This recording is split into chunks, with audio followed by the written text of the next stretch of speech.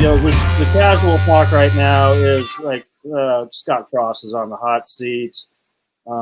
He's not winning. He's not the right guy for the job.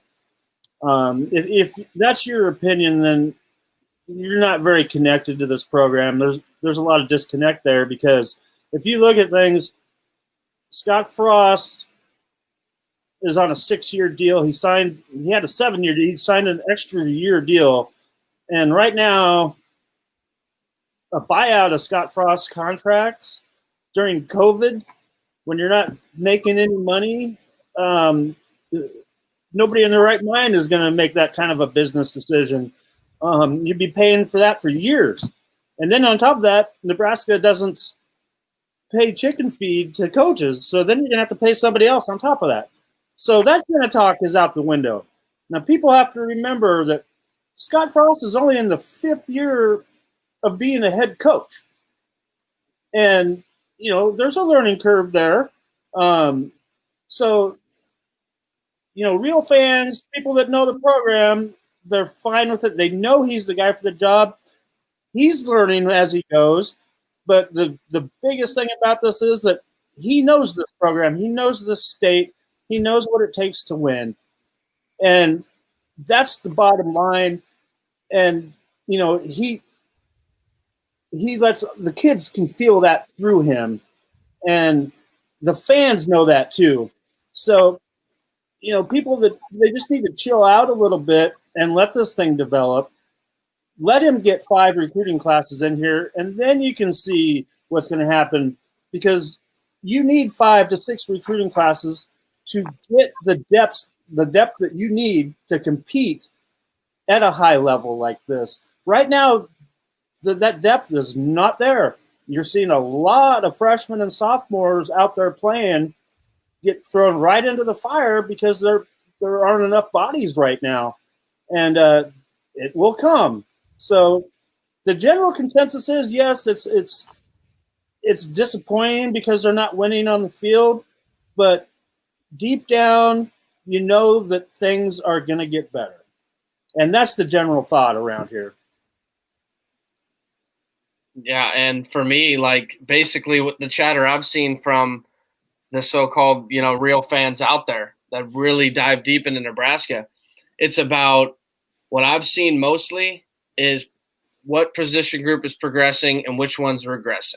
Like, where are we seeing people step up and where are we seeing people get worse or not get any better? And I think you're seeing a lot of that on the defensive part. You've got an experienced secondary, which is doing their job, but you've seen the linebackers continue to get better with guys like Honus. And then the defensive line, I think, has took a big, giant step.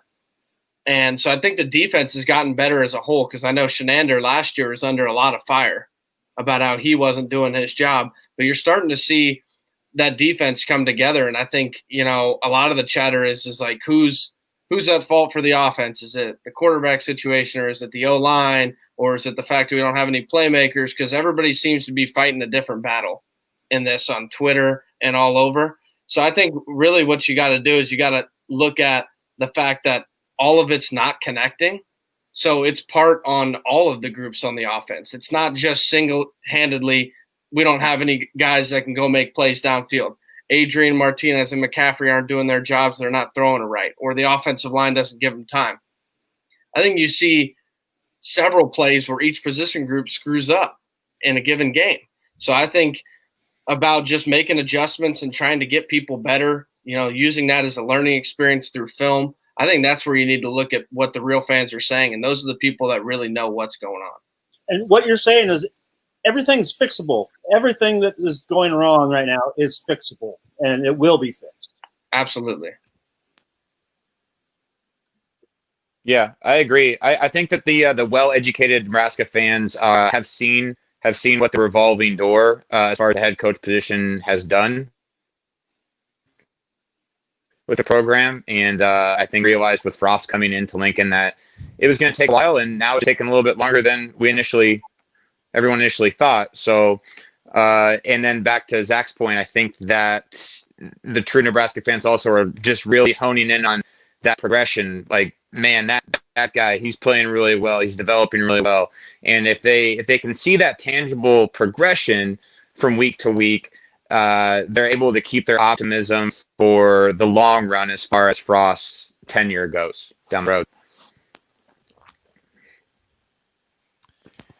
All right, Nebraska taking on Purdue this Saturday. The Huskers trying to add to the one win that they have. Purdue's lost a couple tough ones in recent weeks. Bad pass interference call 2 weeks ago on the road at Minnesota, a game that they thought they had scored the game-winning touchdown. Then last week, in surprising fashion, against Rutgers, 37-30.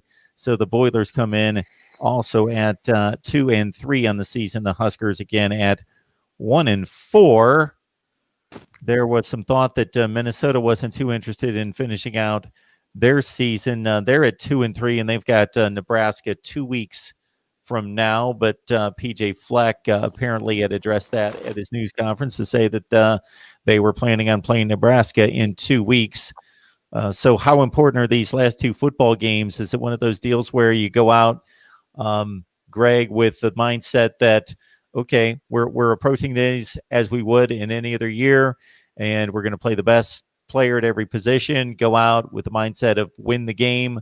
Or do you really just open up the roster and empty it on the field and let the young kids play and see and almost treat these as very high-level scrimmages and see who can maybe project to a 2021 impact player? No, they're going out there to win the game. This program needs to win. They need to win out.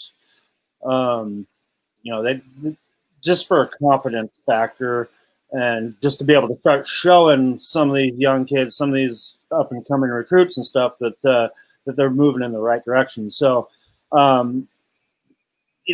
right now they're pretty much playing all the young guys anyway. So it's going to be status quo. I think the biggest question everybody wants to know always right now is who's going to play quarterback, and I think you're going to see the same thing that you saw last week. And plus, I think you're going to see Luke McCaffrey on the field at wide receiver position more too, because you need to get that guy on the field with Wan'Dale Robinson and Adrian Martinez all at the same time. You need to have two of those guys that scare the pants off of you and can run right past you if you blink your eye. So, they're going to do everything they can to win this ball game. And, this has been a tough game for Nebraska the last few years. Jeff Brom's a heck of a coach. He's a great offensive mind. And, Purdue's a hard team to stop. They're going to test you vertically. They're going to test you horizontally. They got 3 to 4 big time pass catchers. Everybody knows about Rondale Moore and Bell. He's another stud, and you got to be able to shut down 3 or 4 guys when you're playing Purdue. You can't just shut one of them down. And, that's going to be Nebraska's biggest test. And obviously Nebraska's had trouble with a pass rush. So, that's going to be a key. Is going to get to their quarterback, get a pass rush on them, and don't let them pick you apart.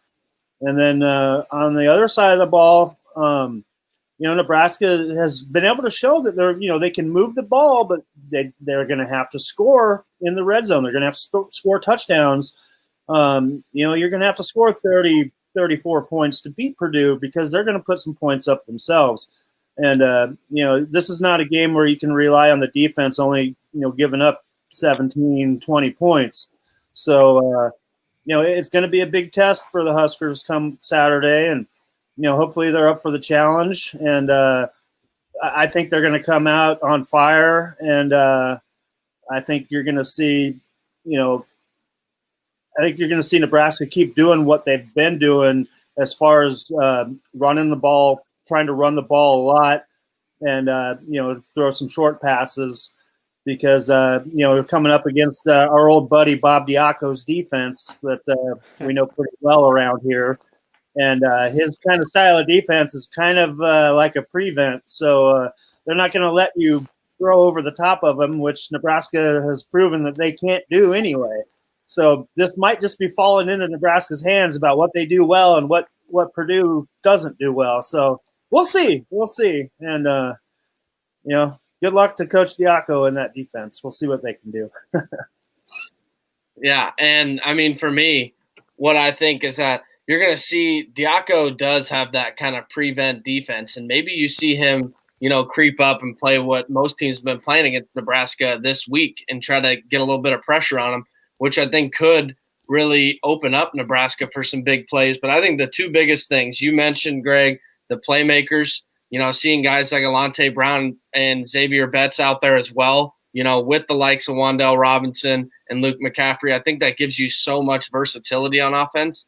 And then switching up whatever Nebraska's been doing in the red zone, taking that red zone game plan they've had for the past few weeks, maybe throwing it in the trash, and let's start with the new one. Let's get some tempo going. Let's get some motion going, because what you've been doing is not working. So I think those are the two biggest areas I want to see. I want to see as many athletic people and of those extreme athletes that we've recruited on the field. And then I want to see the red zone. The red zone offense has been miserable, and maybe trying some different things out might help that. Yeah, I agree. I think you see maybe Betts a little bit more this week. And I think going back to what Greg said, I think you're going to see Luke out there, not necessarily in that same rotation where it was kind of like a 2-on kind of rotation thing with Martinez would get 2 series, Luke would get 2. Maybe that, but maybe kind of going back to what you saw against Ohio State with both Adrian and Luke out there at the same time and using Luke as a wide receiver.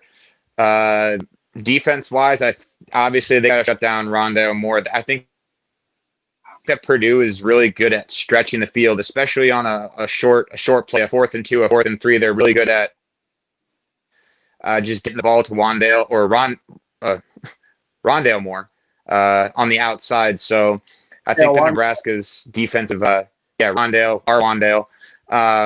Nebraska's outside defense is going to be tested as far as their speed. So shutting it down, and like Zach said too, you got to score touchdowns and do something different in the red zone. If it's 3rd and 5 and you got the ball inside the 20, RPO handoff up the middle is just lackluster. Try something different, mix it up a little bit. Had a question come in about Purdue's opt-out, and I'm trying to track those down in terms of, if you do a search, it's all going to be about Rondale Moore and his opt-out from 3 months ago. But so I'm trying to track down exactly what Jeff Brom had to say this week and what opt-outs Purdue has. I know Greg has addressed this question a number of times, but we'll go back to the well one more time, and in understanding that not everybody's here all the time, and hopefully we're gaining more viewers each and every week with 49 on the line tonight. Russell Mavis asks, curious your guys' opinion if moving to the Big Ten has hurt us in recruiting. Yeah, I think we get this every week. I couldn't say it hurts us in recruiting. It's changed recruiting. It's changed where you're looking to get that talent wise. And, obviously that the biggest state there is the state of Texas that Nebraska doesn't recruit as well anymore. Obviously because of you don't play teams in that state anymore on a weekly basis. So you don't get a chance to play at home in front of your friends and family is the biggest thing. And, so Nebraska has to change. They had to change the type of athlete that they were recruiting and, where those athletes are located. You kind of moved from a more of a, wide open kind of a athletic style to more of a grinded out style. So, those type of athletes change the guys that are going to make you successful in that type of a league. But, Nebraska being landlocked, being in the middle of the country, is that you got to be able to recruit nationally to be competitive. And, then you got to be able to recruit the high talented kids around you in Nebraska's 500-mile radius, which they do a very, very good job at doing. So, yeah, you kind of you look at different areas of the country, more down south and stuff like that now, just trying to compete with your Ohio States and your Michigans and your Penn States who get a draw on a lot of those East Coast guys. So yeah, it's moved more towards the east than towards out west and stuff. But you still try to get that presence out there, and you're still trying to recruit those states. And sometimes you win, sometimes you lose. Yeah, and I mean, I totally agree. I think it's changed it. I mean, I don't think there's really much else to hit on besides the fact that it has changed. But I wouldn't say it hurt because, I mean, you still love the players. And, I mean, maybe getting a guy that's instead of a low-end 4-star, he's a high-end 3-star. But it's all about development at that point and finding the right people for the spot at Nebraska. See, right now too, I'll use the last 3 recruiting classes. In the 2019 class, Nebraska finished. This is all Rivals.com rankings. Nebraska finished 15th nationally in the Rivals point ranking, and then in the 2020 class, Nebraska finished 17th in the country, and then in this year's class, the 2021 class, which currently stands at 19 commits, they're ranked number 18 right now. So those numbers right there tell you that recruiting is not a problem right now because you're a top 20 team in recruiting. And it's just like we've been harping on is developing that talent once you get them here on campus and keeping them here on campus. Yeah, we made the comparison last week prior to the Iowa game that in the 4 recruiting classes that comprise the Iowa roster, they averaged out to a number 40 ranking, and the 4 classes for Nebraska comprised together as a number 20 ranked class. And Iowa was something like 38-17 in the last 4 years, and Nebraska was, I think, 22-28. Daniel Bremner, thank you so much for the Super Chat contribution. We appreciate that. Just simply says, great analysis. Thank you so much for that. All sorts of comments. So once you guys dove into the offensive approach, especially in the red zone. I was going to ask, do you guys know, Zach or Greg, do you know, is Dedrick Mills definitively back this week? Coach Frost said we have our fingers crossed today. Right. So that might be something to look at too. Is Dedrick Mills back? Because our leading rushers right now are both our quarterbacks and a wide receiver. So, well, yeah, you've been missing that. That hammer, that guy with the experience, because there is no experience right now at that position behind Dedrick Mills, and that has definitely hurt their running game, and that's why they've had to depend on their quarterbacks to get most of their rushing yards. So yeah, I mean, just the way these injuries go, Dedrick hasn't played now in a few weeks, so hopefully he's ready to go, and I guess we won't know until game time. But if they get Dedrick back in there, it's definitely going to help things out. Definitely help the continuity out, and let them get a chance to grind out a little bit. Yeah, I think that would just help open up the pass a little bit more too. And then also the other thing that I forgot to mention is Purdue's leading tackler, that linebacker, he's out for the first half because of a targeting call this past week. So maybe Nebraska can jump out to a big lead with that factored in as well. If that's number 55, I think his name's Derek Barnes. That guy can play. He's good. Yeah, very talented. Okay. I didn't know who it was who led him in tackles. I just know the times that I've seen him play, Derek Barnes, 55, is a monster.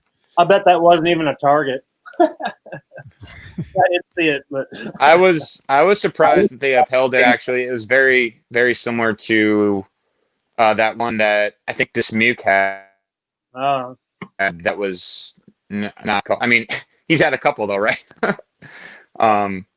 But I was surprised that they upheld it, but they did. So that's a big hole, I guess, for them. So we'll see how they can try to exploit that. Yeah, and that defense is, if you've watched them or if you've looked at how they've graded out, they've not been very good. Really in all areas. Like their defensive line, they have Lorenzo Neal up front. He's a talented guy, possibly an NFL guy, but he's been good. But the rest of that defense, and with Barnes missing for the first half, I mean, that defense is a big question mark. So the Huskers are going to have to try to expose that, and this is where you need to see the offense take a big step. Yep.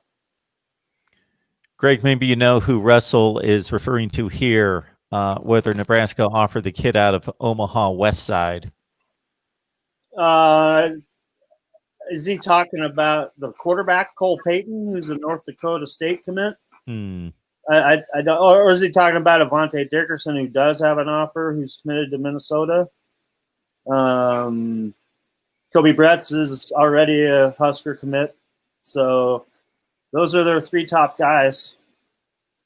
But Cole Payton, the quarterback, he does not have a Nebraska offer, and he's the best quarterback I've seen come out of this state in the last 10 years. Better than Easton Stick, who played at North Dakota State and is a Los Angeles Charger now. Better than Noah Vedral. So he's good. And North Dakota State's getting a dandy out of him. But you never know. Nebraska comes through with an offer. He'd have to think about switching up. But definitely a talented kid if that's who he's talking about.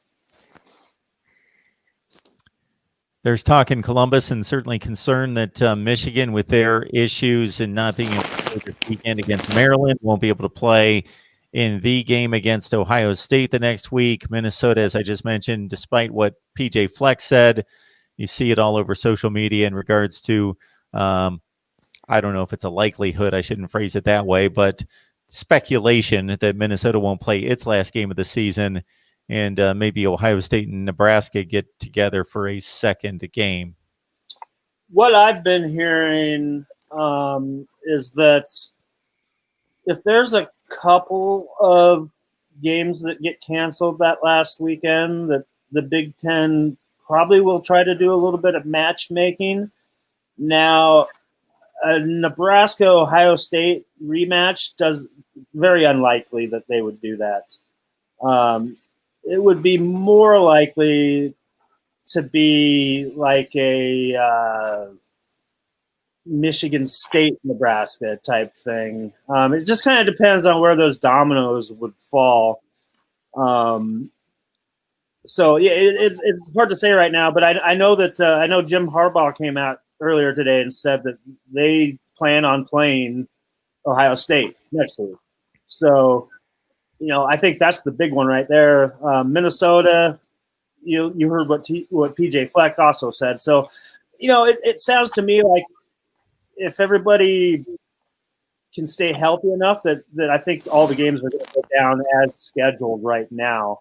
But, like I said, the Big Ten now looks like they're flexible on trying to make something happen if need be. So we'll see. Big Pete has made a couple comments about Purdue having opt-outs this week. He says 8 right there. The only one that I can confirm online that's a new one that is specific to this week is wide receiver Jared Sparks, who was a guy that saw the field and caught passes his first 2 years at Purdue with 47 catches his first 2 years. But right now he's back on the depth chart with the aforementioned wide receiver talent that Greg talked about with David Bell and, of course, Rondell Moore. And I can't think of the third receiver. I think his last name's Wright. He's really good. Yeah, White. That Jared Sparks only caught 4 passes this year, so he's opted out. All right. Do we have predictions on this one? Chris, we'll start with you. You get a prediction on this one? I was kind of thinking about it earlier. I'm going to take Nebraska in a close one, and I'm going to probably be right around 31-27. I think Nebraska comes out pretty hot in the first half, and then as we kind of usually see, the second half tapers off, and nothing can be easy. So in the second half, it's going to be a little bit of a battle. I think the forecast is supposed to be kind of chilly, maybe rainy, so maybe kind of a little bit lower scoring like that, and Nebraska 31-27. Yeah, and I'm probably right along that boat. I think Nebraska's defense is going to be able to get enough stops, even with those playmakers, inconsistent quarterback play from Purdue. And I think this is the week the offense, we mentioned it, this is the week they have to put it together. So I'm going to believe it like I do every week, and I'm going to go 31-20, Nebraska. Yeah, I like Nebraska's offensive chances this week as well. I think you're going to start seeing them put some things together, limit those mistakes, and I think you're going to see, like I mentioned earlier, I think you're going to see Luke McCaffrey playing a lot of skill position, being on the field a lot, and Nebraska really causing fits for that Purdue defense. So I like it. I think Nebraska, I'm going to go 35-28. One more time, we'll remind you that Nebraska Live is brought to you by the fine folks and Cornhusker fans there at Phone Genie. Go to ToleyBrothersLLC.com. That's Toley Brothers that provides serious germ mitigation efforts for both home and workspace use. That's ToleyBrothersLLC.com. And keep in mind that our live streams come your way only because of your contributions and also the contributions of sponsors like Toley Brothers. So thank you for that. You can get my prediction on Patreon, link down in the description section below. All right, everyone. Appreciate Greg, Chris, Zach, you guys making this happen.